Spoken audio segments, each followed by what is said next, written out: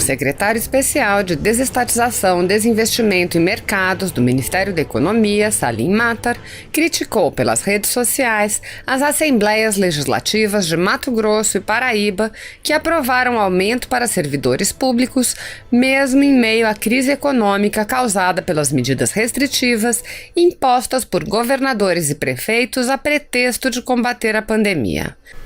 Em total desrespeito ao dinheiro do cidadão pagador de impostos e sem qualquer compromisso com as contas públicas, as assembleias legislativas do Mato Grosso e da Paraíba aprovaram aumento para os servidores.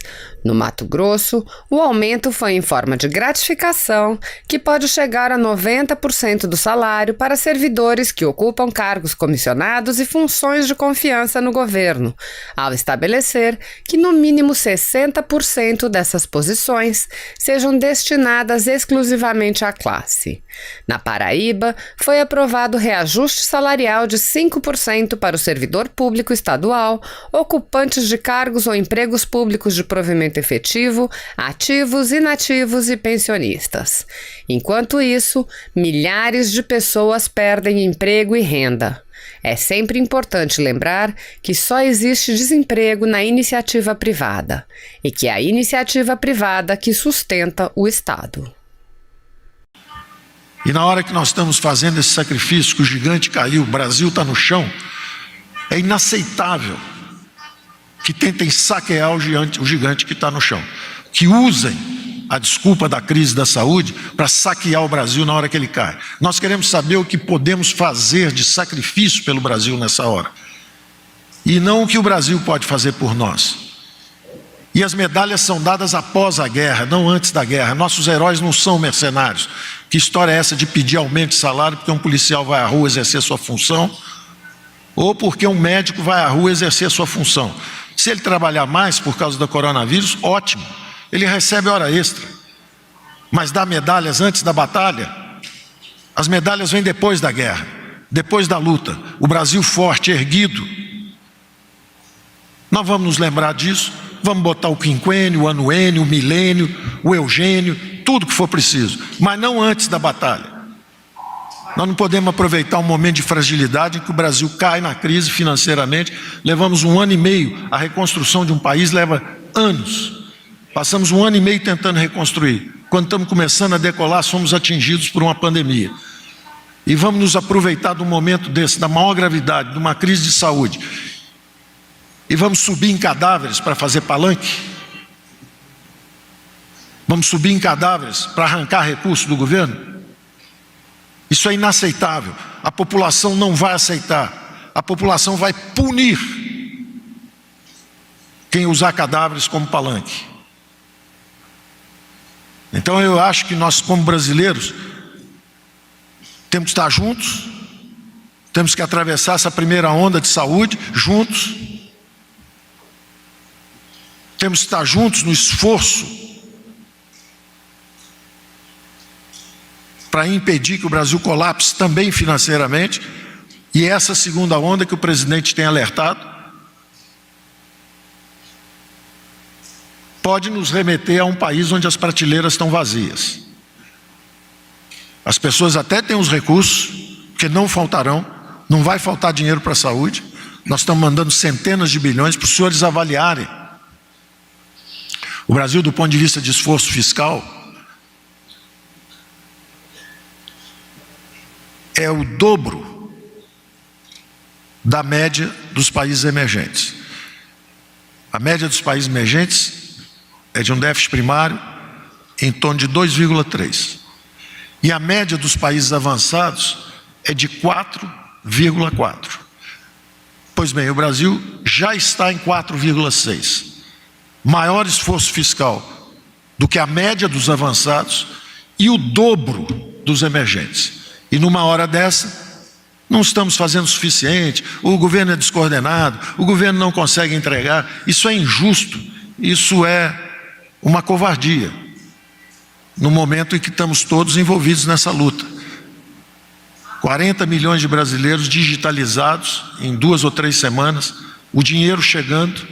Enquanto isso, nos Estados Unidos, o cheque não chegou ainda para a maior parte da população, no país mais avançado e mais rico do mundo. E nós aqui sendo apedrejados enquanto lutamos em defesa do país. Então, o apelo que eu faço é que haja moderação, de parte a parte. Se nós estamos um pouco excitados pela luta também e pelo combate, estamos cansados, nos perdoem se errarmos. Agora, pensem também no que está acontecendo do lado de cá.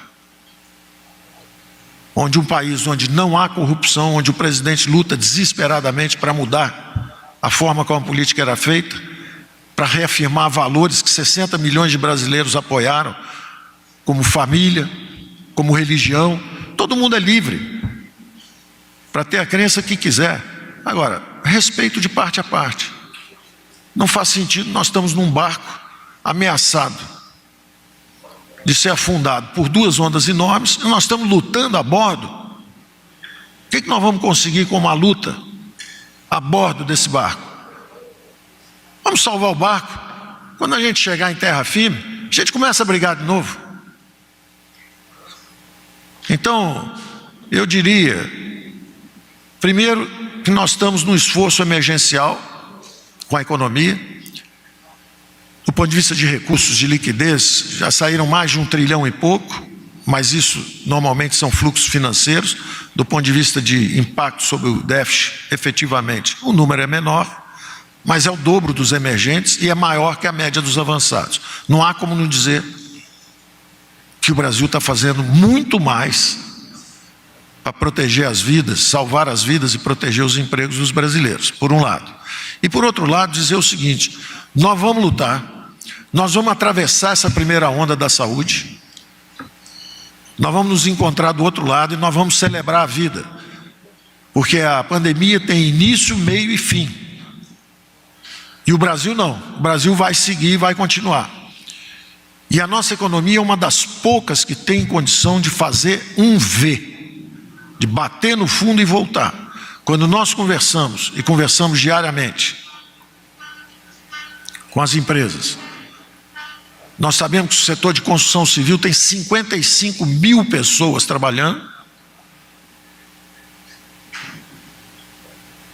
recebendo protocolos de como trabalhar, máscara, distanciamento durante o período de trabalho, informação, e o resultado são menos de 100 mortes, são 100 em estado grave e 10 mortes, com 55 mil pessoas trabalhando. O que significa que, se houver um protocolo eficiente, esse trabalhador, às vezes com pouca informação, às vezes vivendo 5, 6, 7 pessoas num pequeno espaço confinado, a probabilidade da infecção ali é maior do que se ele estiver no trabalho bem cuidado e bem informado e sendo testado, porque é teste e tratamento. Teste e tratamento. Testou, tá bom, segue trabalhando. Testou, tá ruim, tratamento. Então, no setor de construção civil são 55 mil funcionando assim. Quando nós conversamos, por exemplo, com a aciaria, que é o outro extremo,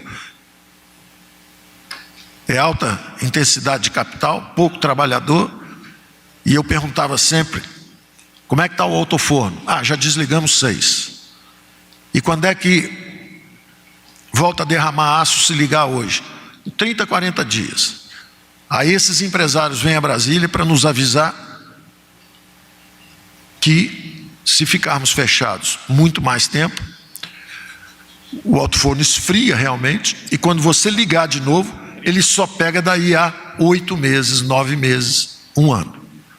Quando eles vêm nos avisar isso, da possibilidade de agravamento e colapso, o presidente, na mesma hora, sabendo da limitação dos seus próprios poderes, porque vivemos numa democracia, pede que essa informação seja levada ao Supremo Tribunal Federal.